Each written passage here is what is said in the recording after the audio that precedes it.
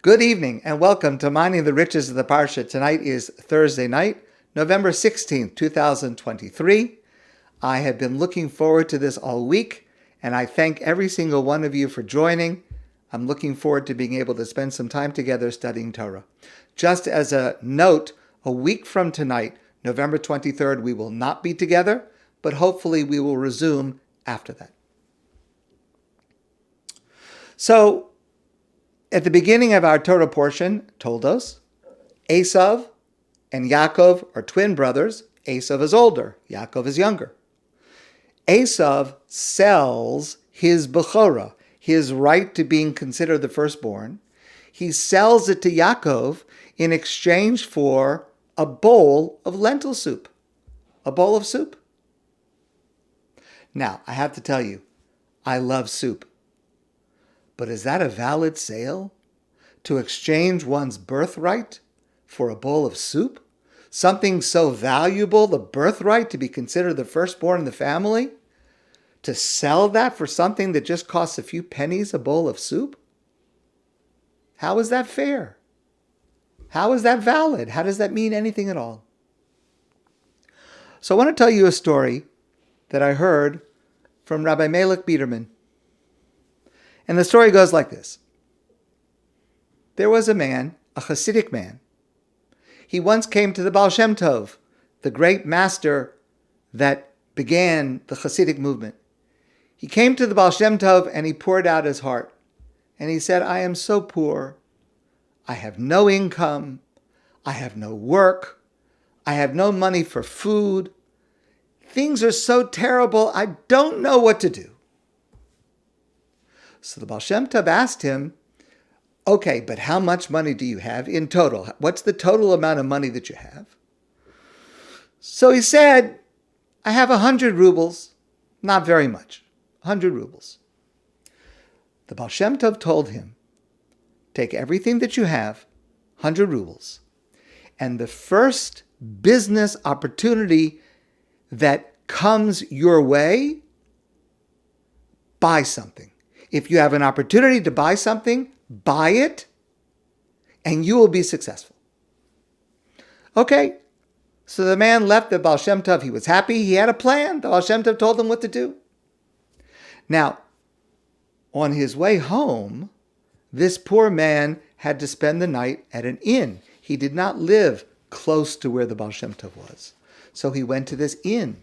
He walked in, and he asked how much for a room for the night. And the owner of the inn said, it's 100 rubles. 100 rubles. The man said, that's all I have.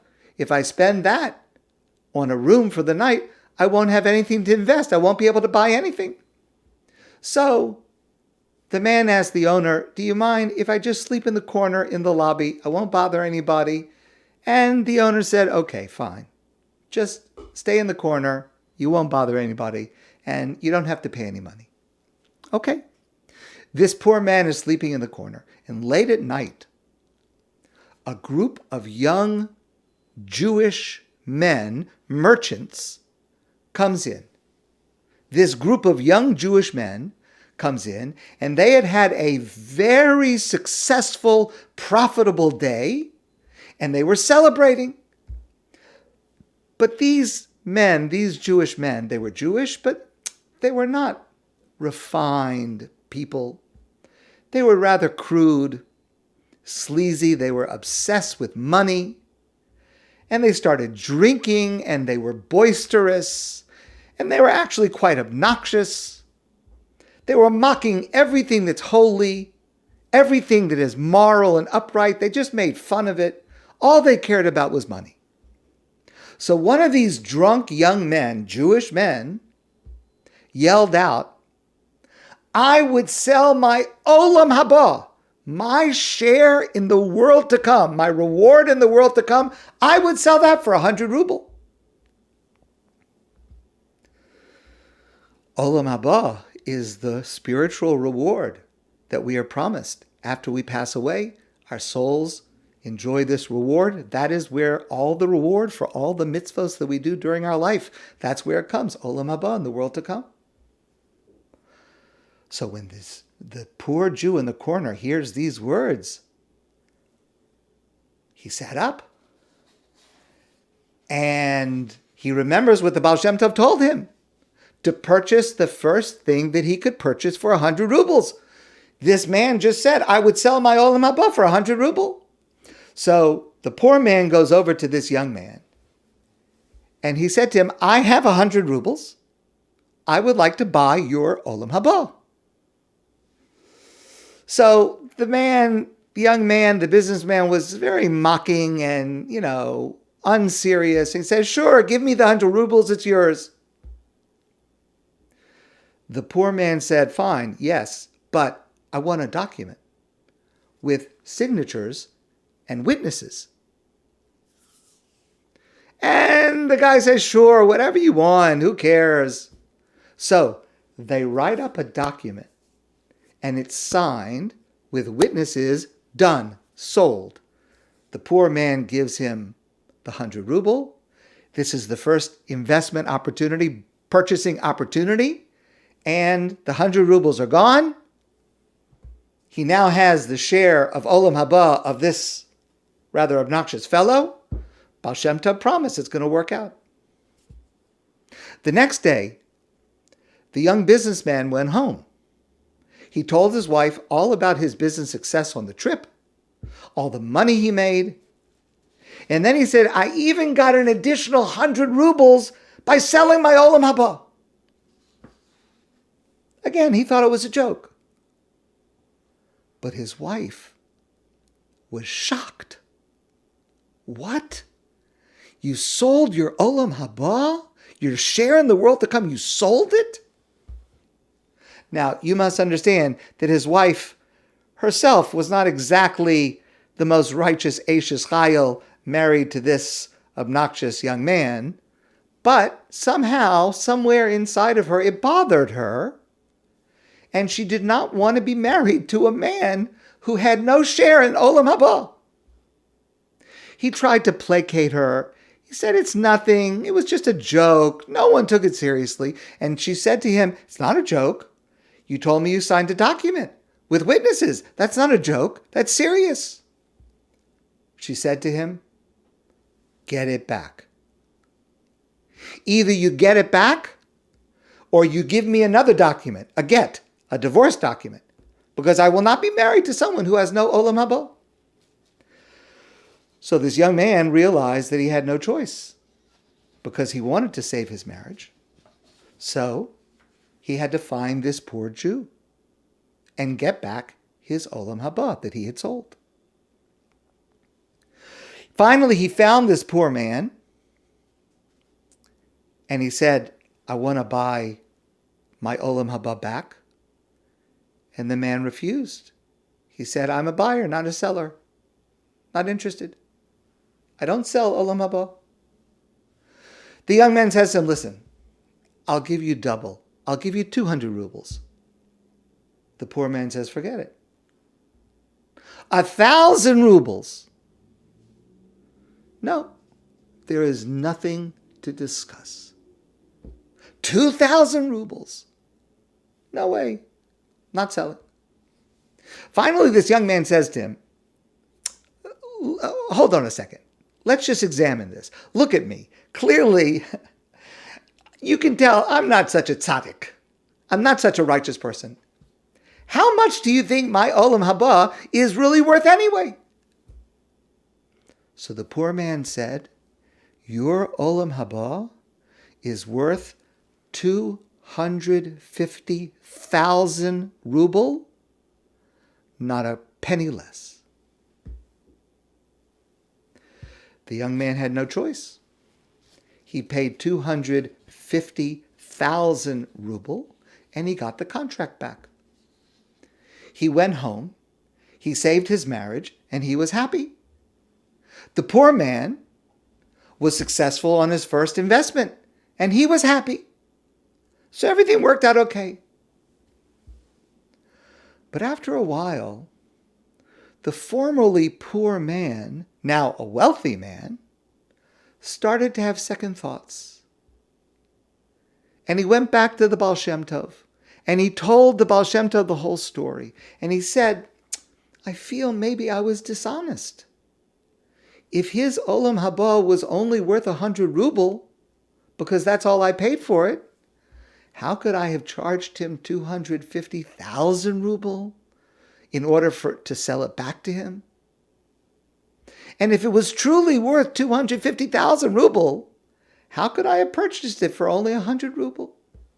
I'm worried that I did something wrong. The Baal Shem Tov said to him, don't worry.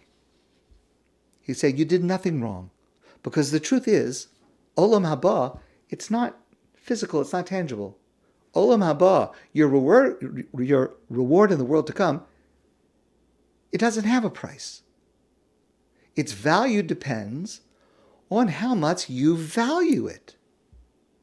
He was willing to sell it for 100 rubles. That's what it was worth. When he finally realized it was worth 250,000 rubles and he was ready to pay that, then 250,000 rubles was the correct value.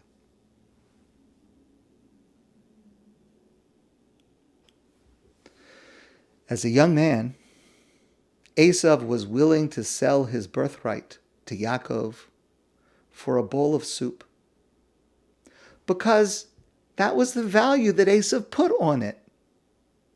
At that time, it meant nothing to him. He was a boy. It meant nothing to him whether he is the firstborn or he's not the firstborn. He sold it for a bowl of soup because at that time, that was the value. But years later, when it came time to receiving the blessing, when Esav realized how much it was really worth, as it would have been expressed in the blessing that he was supposed to get from his father Yitzchak, and he would not get it because he had sold it. The Torah says, Vayizak tza'aka gedola umara, Esav let out a bitter, painful cry. At that moment, he realized it was priceless. And he had sold it years earlier for pennies. Because then he did not appreciate it. But please don't berate Esav. The truth is, if we're honest, we do the same thing. Every one of us has this Esav quality. Be honest with yourself for a moment. I'll try to be honest with myself for a moment. In how many areas of my life would I say about myself, I wish I had understood earlier when I was younger the value of, and fill in the blank for yourself. I won't share my list. I'm not that honest. But it's a long list. How I would have lived differently had I just realized earlier the value of fill in the blank. It would have made all the difference in my life. Every one of us is Esav. The Chavetz Chaim, Rabbi Yisrael Meir Kagan of Radin, he used to say, life is like a postcard. You start out writing a postcard in large letters and it takes up a lot of space. Very quickly you realize you're running out of room, and so you furiously write smaller and smaller, trying to fit in all that you need to express. Life is like a postcard. The feat, of course, is to realize the true value at the beginning, when you can appreciate it and benefit it and make it part of your life. And if we don't, we too, like Esav, will end up living with regret. Vayizak tza'aka gedola umara. We will let out a bitter and painful cry. But there's still hope. You remember the famous proverb, the best time to plant a tree was 20 years ago. The second best time is today.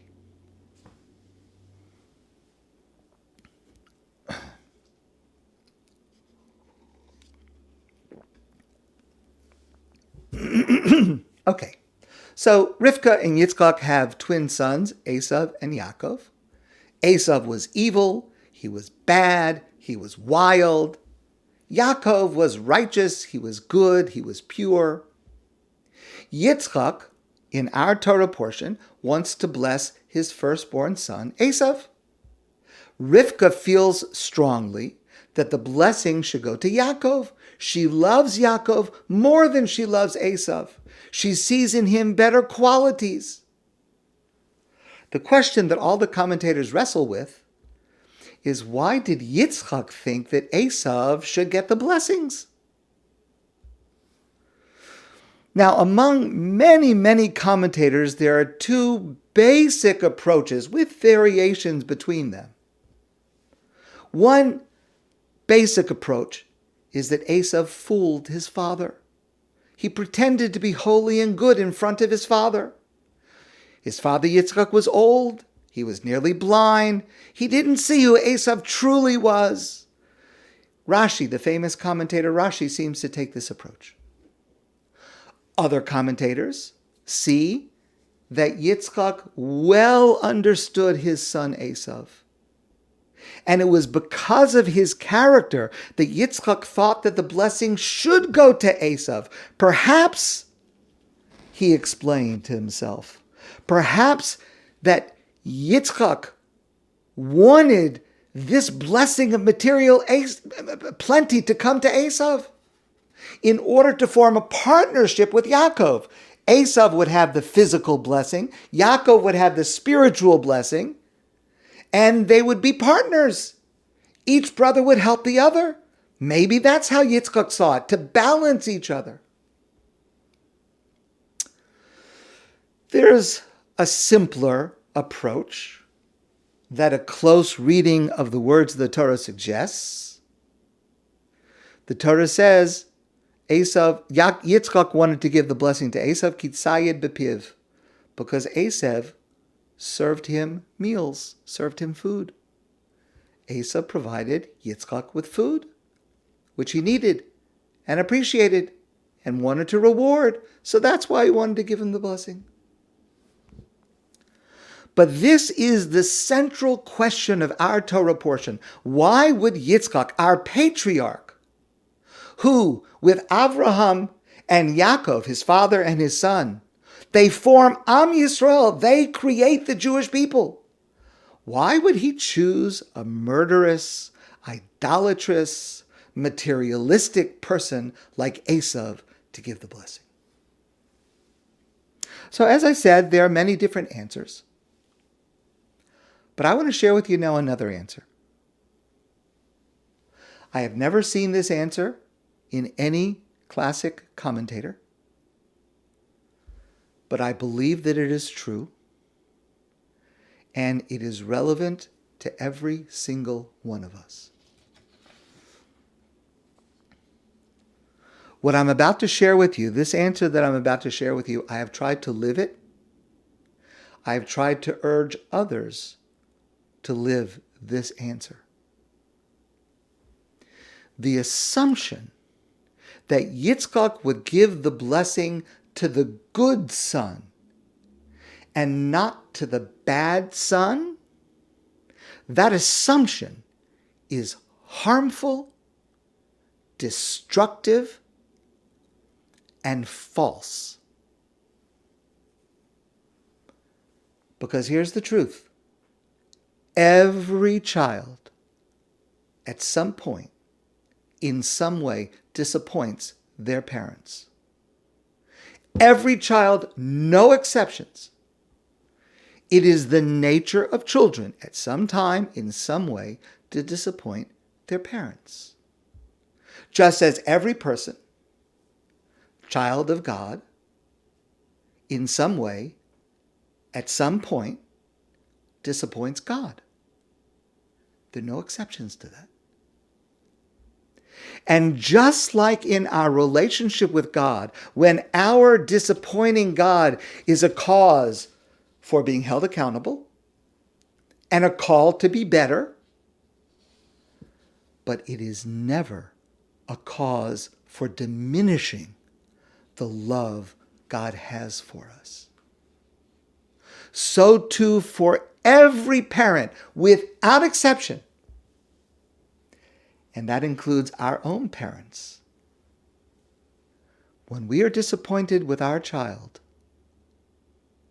that is an occasion to try to help the child improve, but it must have no effect on our love for that child. Yitzchak knows and understands Esav, who he is, what is his character. If the question is which son should be chosen to be the rabbi, I think Yitzchak would agree. Yaakov should be the rabbi.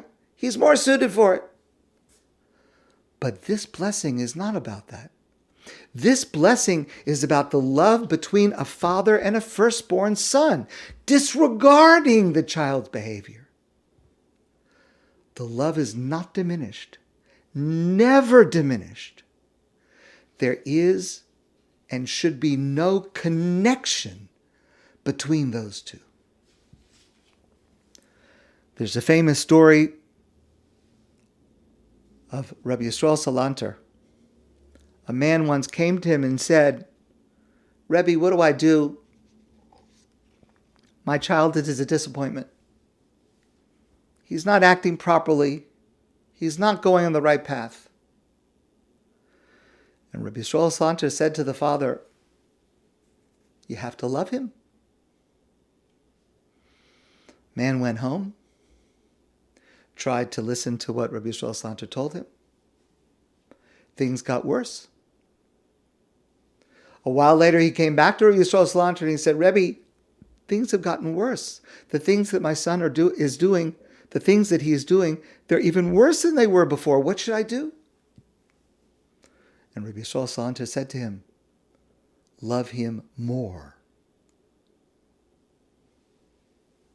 Now, the point of that story is not that your love will make the child better, because that's just, sadly, not true. The point is that the love for a child is not affected by disappointment. And this must be expressed convincingly, unambiguously, by every parent to every child. And this is the primary lesson of our Torah portion. It's the advice I share whenever a parent disappointed in a child comes to speak with me. It is what I try to practice myself, but I'm sure often I fall short. And I recognize my parents certainly had the same struggle. But only in this way do we truly love our children, all of our children, at every moment.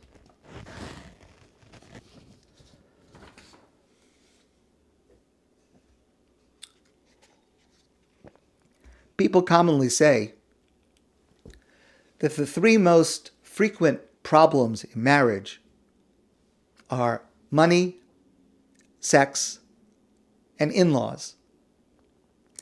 In my experience, working with couples over many years, first place, in my opinion, belongs to money. Fights over money. And it's for that reason that our sages give us complete, detailed instructions, advice for finances in marriage. And we ignore our sages' advice at our own peril. Now, part of the genius of the advice that our sages give us is the flexibility of a range of different options, from a couple that keeps their finances separate to a couple that keeps them joint, mingled. And the arrangement can change as situations change and people change their mind. But there is a principle in Jewish law that underlies this subject, which is derived from our Torah portion. So this is a very difficult part of the Torah portion. Yitzchak decides he's going to give this blessing to Esav. Rivkah decides it should not go to Esav, it should go to Yaakov. And Rivkah comes up with a plan to deceive her husband, to disguise Yaakov. Remember, Yitzchak is blind, to disguise Yaakov as if he is Esav in order to receive the blessing under false pretenses. Very, very strange. Why would she do such a thing? Okay. But, let's forget about the why for a moment. How did she do it? The Torah tells us that Esav was very hirsute. He was very hairy. His arms were hairy. And Yaakov was very smooth-skinned. So the Torah tells us that Rivkah told Yaakov to slaughter 2 goats. The meat from the goats she would prepare for the meal to serve to Yitzchak. And from the skin of the goats, she would put some of it on Yaakov's arms so that Esav would feel, so that Yitzchak would feel, he couldn't see, but he could feel, when Yitzchak would feel Yaakov's arms, he would think that it was Esav. Okay, it's a little bit hard to imagine. I'm not so familiar with goats, what it feels like to disguise yourself. Okay, but that was the plan. Listen, please, to the words of the Torah, where Rivkah is telling Yaakov, and remember, the Torah says Yaakov was uncomfortable with this. Rivkah says, listen to me. I'm telling you what you have to do, and you must listen to me. So she said to Yaakov as follows, Lech na el atzon, go to the sheep. I'm sorry, I said goats before, I meant sheep. I'm sorry. Go to the sheep. V'kach li misham, and take for me from there, shnei gdi izim. I'm sorry. She did 2 goats. Gdi izim is goats, 2 goats. All right. It's a little confusing whether it was the sheep or the goats. Okay, go to the flock and take 2 goats. Okay, so that's part of this. That's going to be part of this deception. But Rashi points out an apparently extra word in that verse.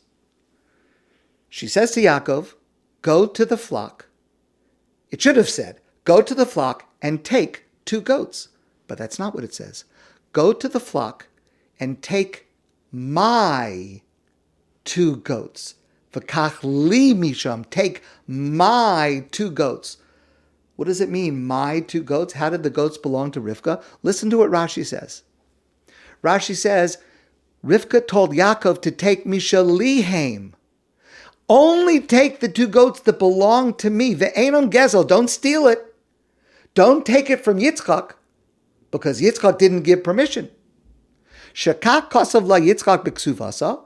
This is the financial agreement that Yitzchak had with his wife Rivkah. The financial agreement they had is that every day, litol shnei gedi izim b'chayom, every day 2 goats that belonged to Yitzchak would transfer to Rivkah. And that became her own private property. That was the division. That was the way they worked it out. So Rivkah says to Yaakov, I need 2 goats, but make sure you take my 2 goats. Don't take Yitzchak's 2 goats, because that would be stealing. Only take my 2 goats. I mean, this is pretty incredible, because had that not been the arrangement, she would not have taken 2 goats without asking permission from Yitzchak. And of course, she couldn't ask permission from Yitzchak, because then he would know about it.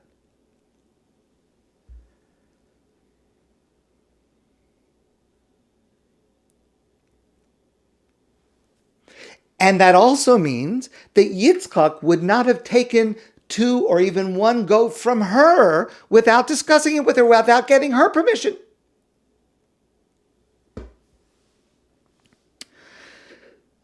When a Jewish couple gets married, in some cases, some people have the custom that there's a document that is signed just before the ceremony. It's called Tanoim. Tanoim literally means conditions. It's a document. It's not the ksuva. It's not the marriage contract. It's a separate document that is signed by both sides before the wedding. Now, it happens not to be my custom to use this document, but many, many places do use this document. It's called Tanoim. Even though it is not my custom to use this document, unless the couple wants it, the sentiment that is expressed in this document is crucial to a solid marriage. The document reads as follows. The document says we have the two sides, the bride's side, the groom's side, and they both state that they have each complied with each other's requests. They have fulfilled the instructions and obligations that they have. And now they are ready to get married. They fulfilled everything they promised. And then we add the following line. Va'al yavrichu va'al yalimu lo ze mizu v'lo zu mizeh shum havrachos mammon ba'olam. And we pledge that neither of us, the bride or the groom, will hide from the other any significant amount of money forever, as long as we're married.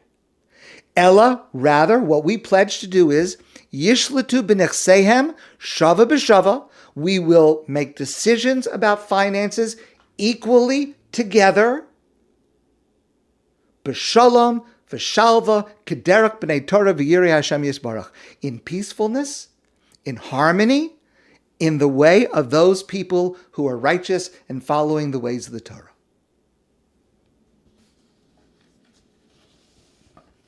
Even if you don't sign this document, that there should be an understanding that within marriage, the couple should together, it doesn't matter who owns what, but any significant financial decision must be made openly together.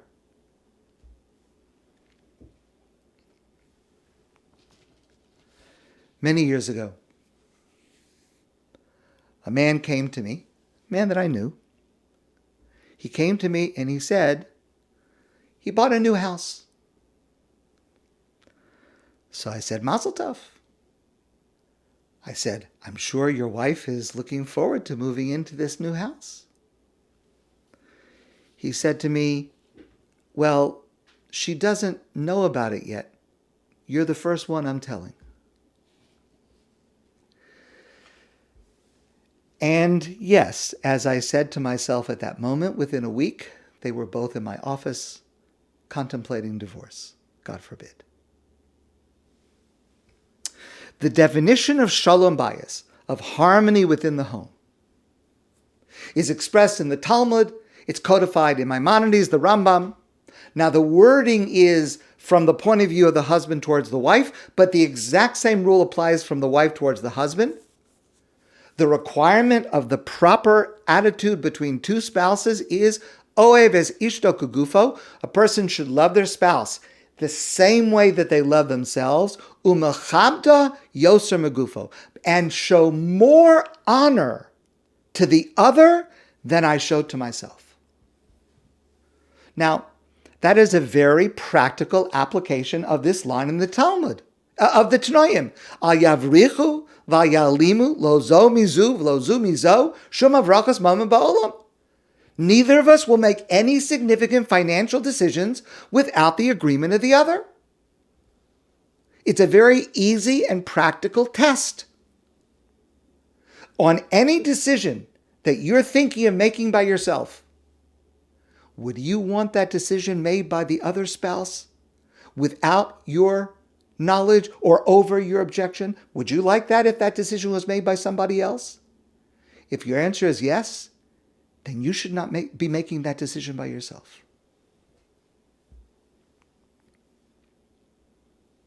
And that means that how you arrange your finances within marriage, and Nebuch, I hear this so often, but it's wrong.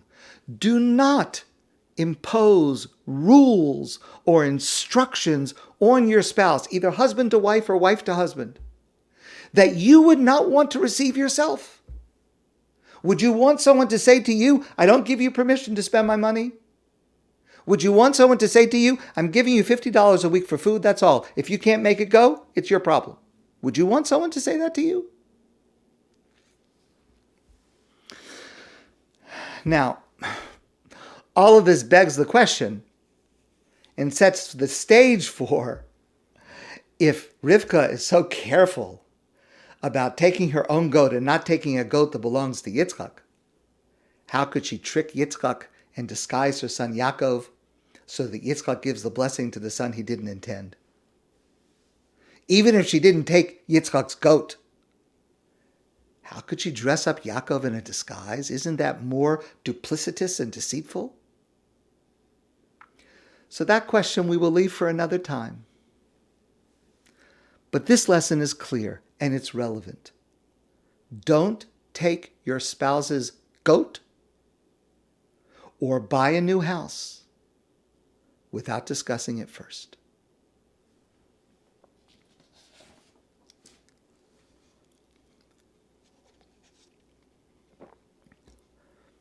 I have one more piece to share with you tonight. One of my favorite quotes of Rabbi Jonathan Sacks. He wrote, "Today we are not short of information or knowledge, but we are desperately short of the wisdom that guided our ancestors and still has the power to guide us through the wilderness of time." So I want to share with you now a piece of that wisdom that the Torah teaches us about family, about marriage, about children, about how to create a strong, loving, and supportive family. Let's review the highlights of this week's Torah portion, the Parsha of Toldot. The Parsha begins with a wife's terrible disappointment. Rivkah is unable to conceive. And then she has a difficult pregnancy. She and her husband Yitzchak both blame each other for why this is happening. Finally, she gives birth to twin boys, Esav and Yaakov. They are jealous of each other. They take advantage of each other. Each parent has a favorite child, and both parents appear to have an unrealistic view of their children. Rivkah implements an elaborate plot with her favorite son Yaakov and deceives her husband Yitzchak. And our Torah portion ends with great animosity between the two brothers, and one of them is forced to leave home. I ask you, how is that a lesson in a strong, loving family?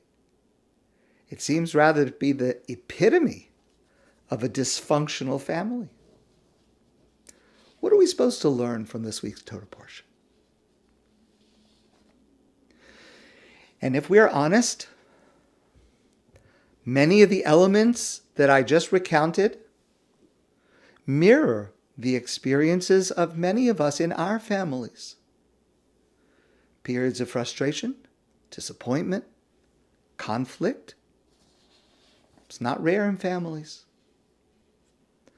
So I want to share with you an amazing answer that was given by Rabbi Norman Lamm. And I also want to give you a key to access that answer and make it usable in your own life. At every traditional Jewish wedding, under the chuppah and afterwards, we say Sheva brachos, 7 blessings. There are 7 blessings with which we bless the bride and groom. And number 5 has a very surprising word in it. It goes like this. Sameach tesamach re'im ha'ahuvim. These friends who are in love should rejoice together. Just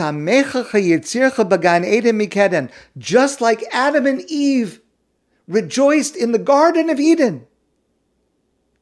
Blessed are you, Hashem, who gladdens the groom and the bride. Wow. The joy that Adam and Eve had in the Garden of Eden, to say this couple should have the same joy, what a blessing, what a blessing. But that's not what it says. I didn't read it correctly. I didn't translate it correctly. We bless this couple, this newly married couple, that they should enjoy the same joy of Adam and Eve as they rejoiced began Eden mikedem. What does that word mikedem mean? Mikedem means east, the direction, east. It's not Gan Eden. It's not in the Garden of Eden. We're not talking about Adam and Eve in the Garden of Eden. We're talking about Adam and Eve when they were east of the Garden of Eden. When were they east of the Garden of Eden? When they were expelled. When they had eaten from the forbidden tree, and they didn't take responsibility for it, and God punishes them, and God expels them from the Garden of Eden, and God sends them eastward. Gan Eden mikedem. You're going to be expelled in the direction of east, outside of the Garden of Eden. Mikedem legan Eden. East of Eden. That's the source of the title of the John Steinbeck novel, East of Eden. Why is that the blessing? Why would we want to say to a bride and groom, they're just getting married, you should be as happy as Adam and Eve after they were expelled? I mean, how happy were they after they were expelled? Before they were expelled, they were in paradise. They were in the Garden of Eden. I understand. After they're expelled, that's the blessing you want to give them? Please listen carefully to this answer from Rabbi Lamm. It is so profound. It is so important. Rabbi Lamm writes that God is teaching us a deep, deep lesson.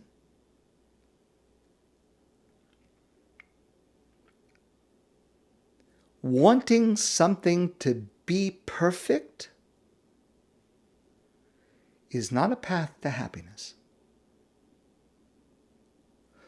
Look what happened to Adam and Eve in paradise, in Gan Eden. They had it. They had the perfect life, the perfect world. What happened to them? They lost it. If you don't lose it,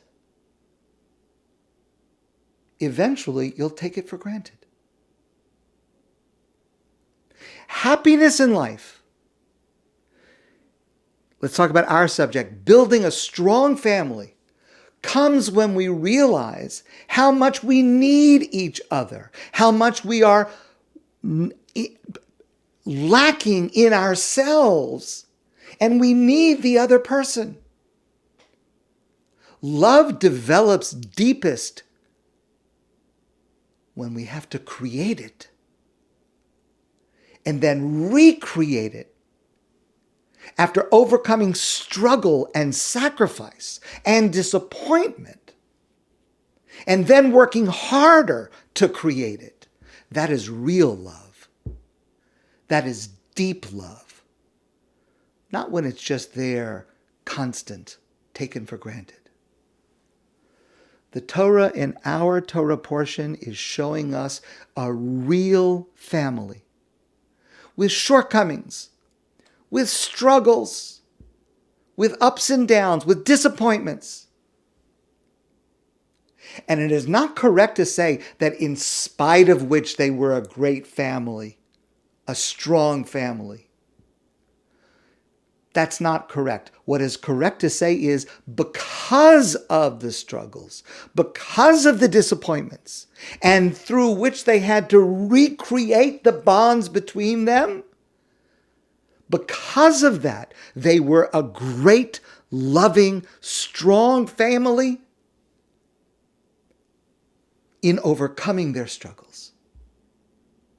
By the end of our Torah portion, Yitzchak and Rivkah Their marriage is stronger than ever before and remains for us over 3,000 years later as a model of a strong marriage. In the Parsha, after next week's Parsha, next week and then the second week in that Parsha, the two brothers are reunited. They're reconnected. They're closer than ever before. And they are able to carve out their own identity and field of excellence for themselves. This is a great family. And great families are not to be found in paradise, but Mikedem, east of Eden. After being expelled and having to work to build it back up, that was what creates the strongest family, the most loving family. So what's the secret key? How do we access this? After the turmoil, and because of the turmoil, what makes a marriage great? How do you excel at raising children? By giving love. And then by not being surprised or bewildered when there is struggle or turmoil, because it is part of life. And when it happens, as Rabbi Yisrael Salanter said, you give love stronger. That's how you do it. I'm going to finish with this story. This is a true story that I heard from a man named Michael Nadel. It happened in Crown Heights, Brooklyn. There was a Jew. His name was Yaakov. He owned a bakery. He had survived the concentration camp. He once said to someone, "You know why I'm alive today?" He told him his story. He said, "I was just a kid. I was a teenager at the time. We were on a train in a boxcar being taken to Auschwitz. Night came and it was freezing, deathly cold in that boxcar. The Germans would leave the cars on the side of the tracks overnight, sometimes for days on end, without any food. Of course, no blankets to keep them warm. This man said, sitting next to me was an older Jew. This beloved elderly Jew from his hometown. I recognized him, but I had never seen him like this. He was shivering from head to toe. He looked terrible, like he would not survive the night. So I wrapped my arms around him and began rubbing him to warm him up. All night long, I kept this man warm in this way. I was tired. I was freezing cold myself. My fingers were numb, but I didn't stop rubbing the heat from my body onto this old man's body. Hours and hours went by that night. And finally the morning came and the sun began to shine. There was some warmth in the car. And I looked around the boxcar. I could see there were some other Jews who did not survive the night, who had frozen to death overnight. In fact, no one else in that boxcar made it through the night. They died from the frost. Only two people survived, the old man and me. The old man survived because somebody kept him warm. I survived because I was warming someone else. This is the wisdom of Judaism. This is the key to a strong, loving family. When you warm other people's hearts, you remain warm yourself. My friends, I wish you a good evening and a beautiful Shabbos. and I look forward to seeing you soon in person.